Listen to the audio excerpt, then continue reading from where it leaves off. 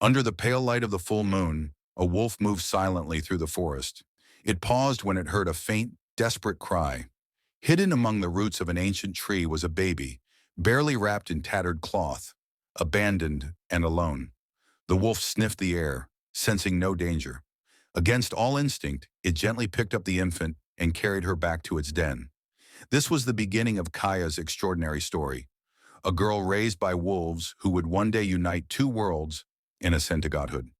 The wild years Kaya's early life was one of survival, shaped by the harsh yet nurturing embrace of the wilderness.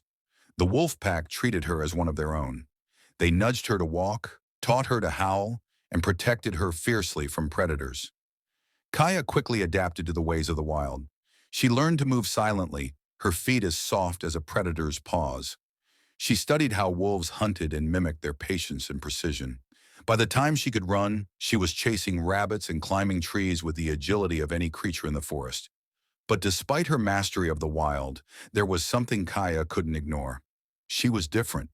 Her reflection in a clear pond showed her a creature unlike her wolf family.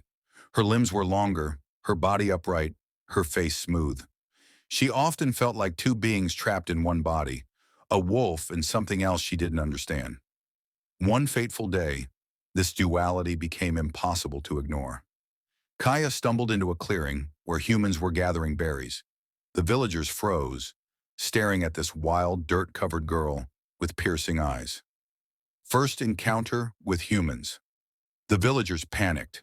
Some fled, while others captured her, tying her with ropes. Kaya thrashed and growled like an animal, but one woman, Mira, stepped forward. An elder with wise eyes and a soft voice.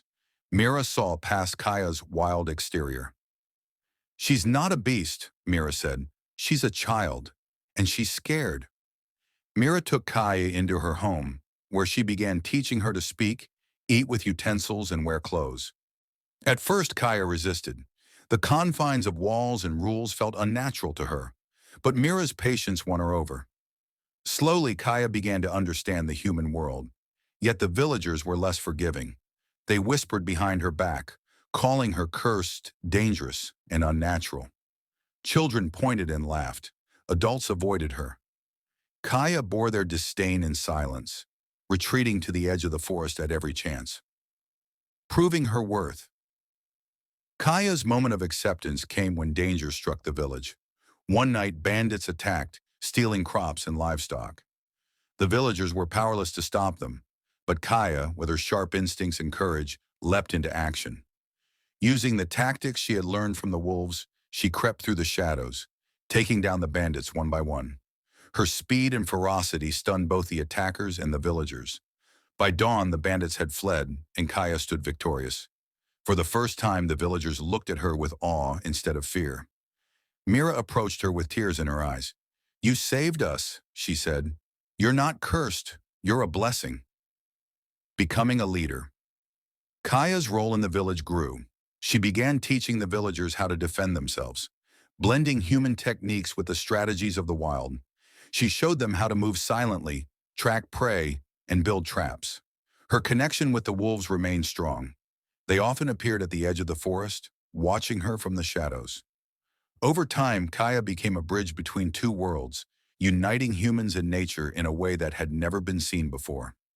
But her greatest challenge was yet to come. The great threat news came that a powerful neighboring kingdom planned to invade the village, seeking its fertile lands. The villagers, terrified, turned to Kaya for guidance. Kaya knew they couldn't win alone. She ventured deep into the forest, calling upon her wolf family for help. The pack responded, gathering in numbers larger than Kaya had ever seen. The battle was fierce. Humans and wolves fought side by side, their bond unbreakable. Despite being outnumbered, Kaya's leadership and strategy turned the tide. The invading forces were defeated, and the village was saved. A legend is born. Kaya's bravery became the stuff of legend. The villagers built a shrine in her honor, a place where they could give thanks for her protection. Travelers came from far and wide to hear the story of the girl raised by wolves who became a hero. Kaya, however, remained humble. She often returned to the forest, seeking solace among the wolves. They were her family, and the wild was her true home. Ascending to goddesshood. One evening, as Kaya sat beneath the stars surrounded by her wolf pack, she felt a strange warmth envelop her. A soft glow surrounded her body and she heard a voice, deep, ancient, and kind. "You have proven yourself, Kaya," the voice said. "You are more than human, more than wolf. You are a symbol of unity, strength, and balance. We grant you the mantle of divinity." Kaya rose, her body radiating light. She had become a goddess, a protector of both humanity and nature. The final scene. In the final moments, Kaya stands on a cliff overlooking the village. Below, the villagers pray at her shrine, while wolves howl in harmony. She looks toward the horizon, her gaze filled with purpose. Kaya's journey reminds us that even in the face of abandonment, we can find strength, purpose, and greatness within ourselves. Thanks for watching. Don't forget to like, share, and subscribe for more stories of courage, transformation, and mythology.